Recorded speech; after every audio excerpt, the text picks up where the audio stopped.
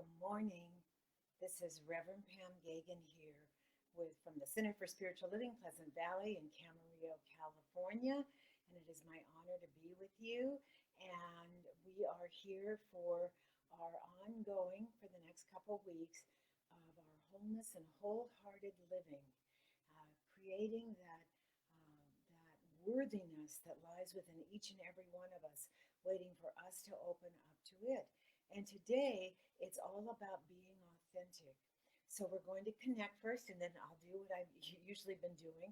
We're going to relax. We're going to relax, connect with Source, and there is only that one power, that one presence, and I call that God, which is synonymous with love. And then we are going to, as we are deeply relaxing in, I'm going to be talking about becoming more and more your authentic self, because that's what we're here to be. And again, I've said it in so many ways and in so many different times. We are the person we've been waiting to become. And we're waiting in our soul. There's no one else like us in the world. And yet we sometimes want to fit in. And so we change and we get out of touch with who we really came to be. And yet we are that fingerprint of God. And we show that up in so many ways through our eye prints, our fingerprints. Everybody is totally different. And they came, every snowflake, every grain of sand. Nothing matches on this planet totally in that DNA. And so we have a gift to bring, and it's our job to find that gift. So let us now connect in. And we'll put on my earphones here. We're going to connect in. And just, and then we'll relax in. Actually, we're going to relax in, and then we're going to connect with higher source, with source that is the highest and the best. So we have our energy wands, and we just see that light, and you can almost see it expanding around you, or feeling it expanding around you, and seeing it just coming down from the highest and high into your crown chakra, coming right on down, relaxing the crown, and then the third eye, the intuitive side that sits in the middle of your, between the brows. I always say the bacon row. And then coming down, relaxing your jaw, just relaxing in, holding the highest and best thoughts for self and all.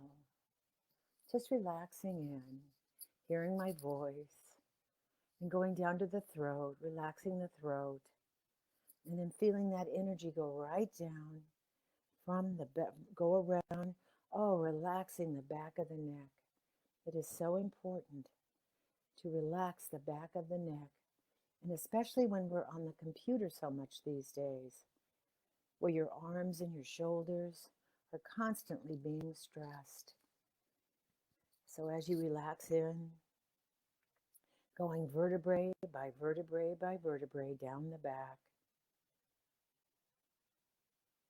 and coming right back down and up your shoulders, down your upper arms. Feel that energy just relaxing the shoulders, upper arms, going down into the elbows and the forearms, and the lower arms and the wrists and the hands. And sometimes you can actually feel that it's like a tingling in the hands as the energy comes in and through and out the fingertips. That's you. That's the energy within you, the God within you, the Spirit Divine within you. Then having that energy come right back up, across the shoulders, down the back, vertebrae by vertebrae by vertebrae. Relaxing and coming around to the heart chakra, which I call that beautiful lotus that sits in the center.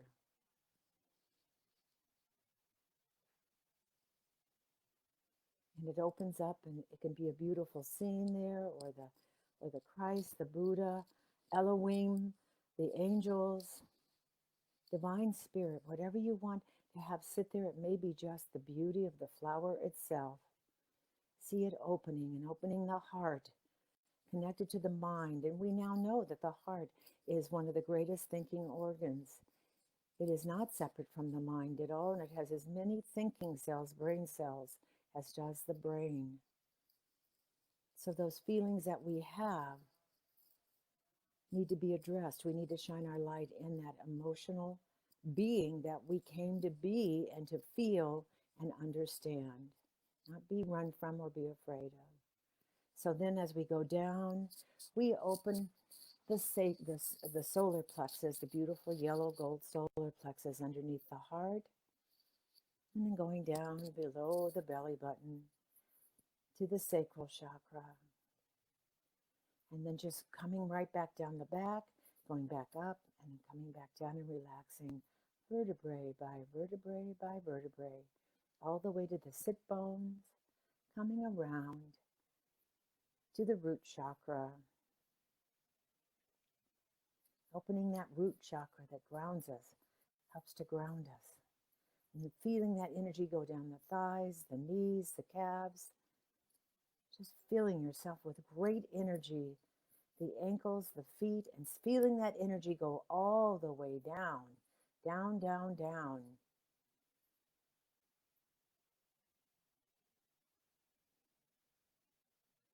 Till it reaches the middle ground. And the middle ground can look like whatever you want, the middle earth. But it is important to ground, because that is why we are here, to ground ourselves in this experience called life. And if we are here because we are courageous. We've built our spiritual muscles.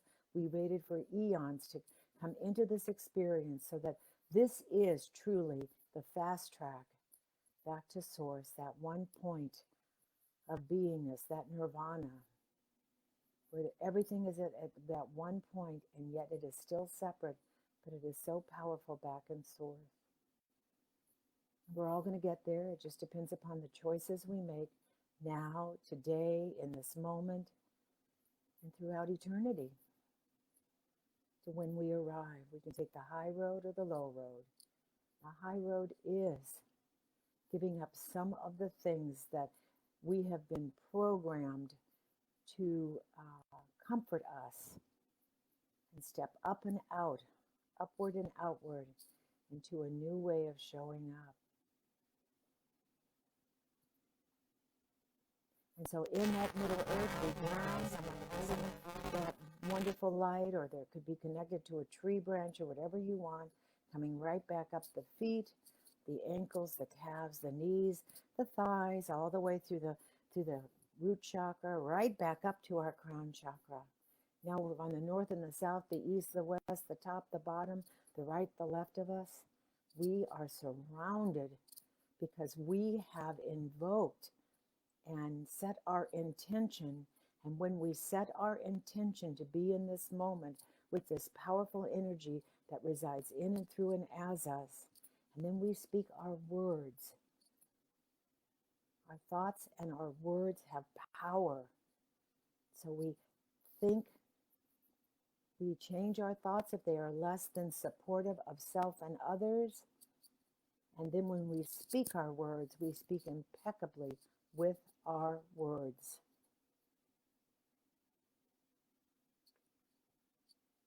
So that we are forming new ways of being the enlightened and lighting up the lives of others in this clay that just says yes into that subconscious and goes out.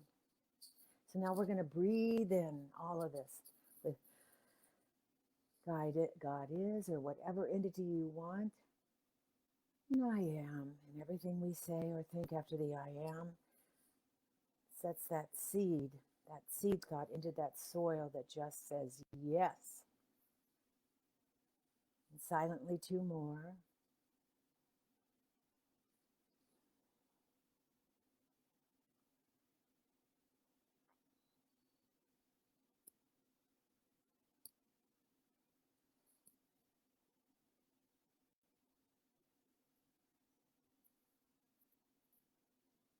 And now I'll say a little bit about being authentic as you relax in, and then I'll end with affirmations.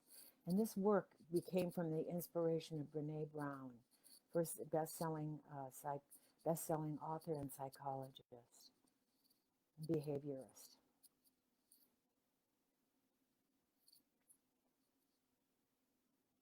So being authentic is a gift that's already been given to us because no one else can be like us. And it is the greatest path to finding yourself. It is to be who you really are. Because I can't remember who said it, but everyone else is taken. So you have to be who you are. And then do what you need to do to manifest that which you want at its highest. So authenticity is nothing but changing habits. Authenticity is a collection of choices that we make every day. It's a choice to show up and be real, the choice to be honest and vulnerable, and to let our true soul and soil, the soil that is within us, our true selves, be seen. And for me, and I believe others, it takes a constant commitment not to come from self-doubt or shame or guilt, which makes me personally and others want to people please or sell out to appease someone else. We so often sell out what we believe, and not what we should be concentrating on is revealing and discovering who we are, because who we are is so unique and so powerful, and the gift you bring is like no one else's gift. So in this process, I'm going to share a little bit about authenticity.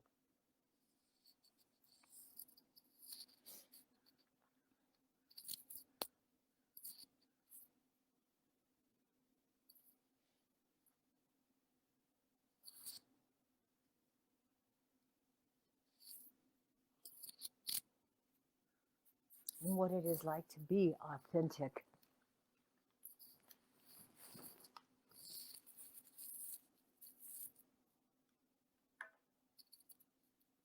And to be in touch with who you are at your highest and your best.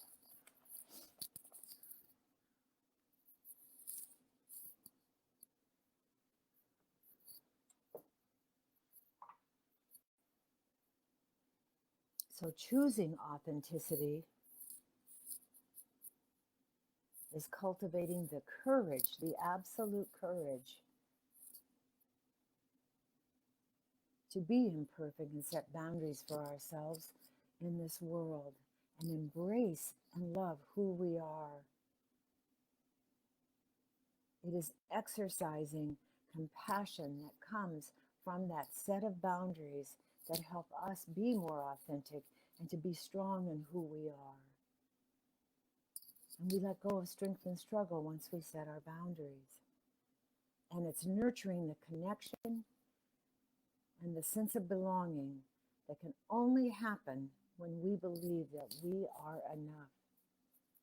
We are more than enough. But many of us weren't raised to know that. I was raised by a mom who came from, my mother was older by the time I was adopted. She was 50, and so we found out in recent years she was born like in 1898, and to even think that you were okay or attractive or anything else was like taboo. We were not allowed to be vain. We weren't allowed to be a lot of things. And yet we had a lot of freedom to discover who we are. So that was the good thing. It wasn't that she was mean. It was that's how she was raised. So mindfully practicing authenticity, sharing our most soul-searching struggle, is how to invite grace, joy, and gratitude into our lives. So authenticity demands wholehearted wholeness of living and loving, even when it's hard, even when we're wrestling with the shame and the fear and the guilt of not being good enough. We are good enough. We've always been good enough. And to know that is the most important thing in our lives, to embrace who we are. And it is one of the most courageous battles will ever find. It is so easy to walk out the door and say, I am that and I am all of that and that is that. And then someone will say one thing or do one thing and we're crushed. We go right back to who we are many times instead of saying, thank you for sharing, but the truth about me is this.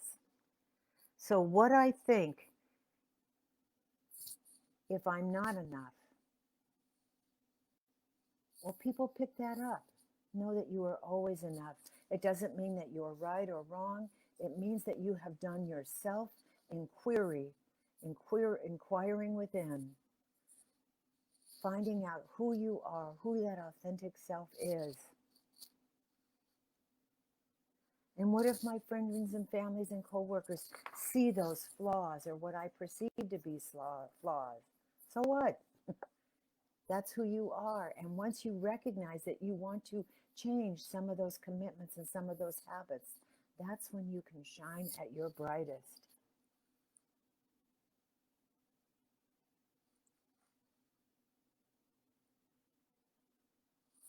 And remembering that authenticity is not always a safe option. Sometimes we have to step out in our courage and our commitment to build our spiritual muscle. And it doesn't mean we speak rudely or anything. And I think I've said this before, is when someone yells or anything, I always say, could you say that in a nicer and more soft voice? Because it's hurting my ears and hurting me. And then it's not about the other person. It's about being safe within who you are. And when you start, and I say these wonderful words, and then someone will say something that I instantly could become combative with. I can't help myself. You know, yes, I can help myself. But instead of saying, that's not true, I say, thank you for sharing. This is my viewpoint on this. And it's not about then making their behavior bad or my mindset bad or anything else. It's about embracing where I'm at while embracing where they're at the same time. Because one of the most important things is for us to be heard. And if they say it with its divisive tone, I will say things like, can you make that more inclusive? Because I don't believe in separateness. We're on this one planet, this one beautiful floating island in the sky, this water planet, this planet of emotion. And from the sky, there is no separation.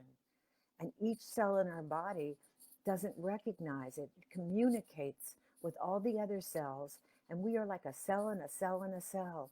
And our energetic presence, when we change the inner, changes the cells in our bodies and creates a happier, more fulfilling, more wholehearted, more wholeness of beingness on this planet.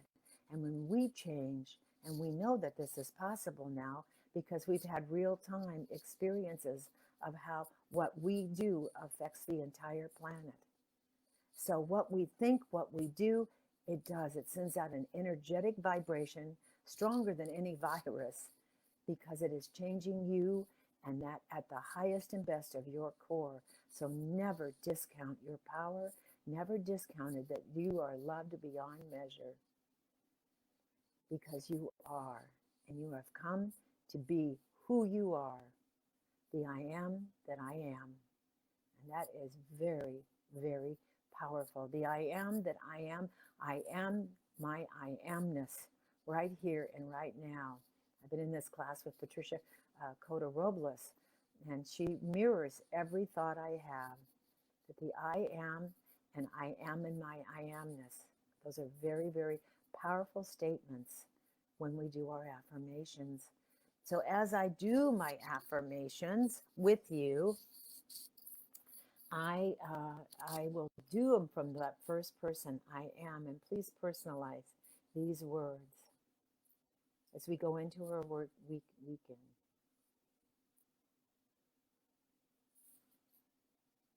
I am too full of my wholeness and wholeheartedness to be only half loved. I am loving from full heart, full emotional experience, and I am open and receptive to being adored and loved just as I am, What I give out, it comes back to me tenfold. I am safe in being who I am. I am worthy. My presence on this earth makes a difference. And I look at my past and realize I've made it this far, and I'm not giving up now. I am worthy. I am wholehearted living, and wholeness comes to every experience. My wholeness comes to every experience, that divine spirit of who I am. And I am curious and excited to see how much further I go every single day and how much I accomplish every single day. I always say, I'm not done yet.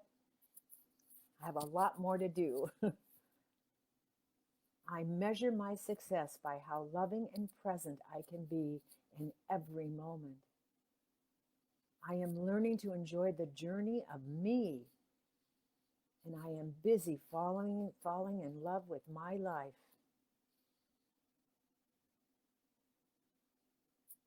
And I am so involved in falling in love with my life and all around it. Any comparison I could possibly make falls short, and I realize it distracts me from being on purpose. I am the beauty and presence I have decided to become. It's already unfolding perfectly.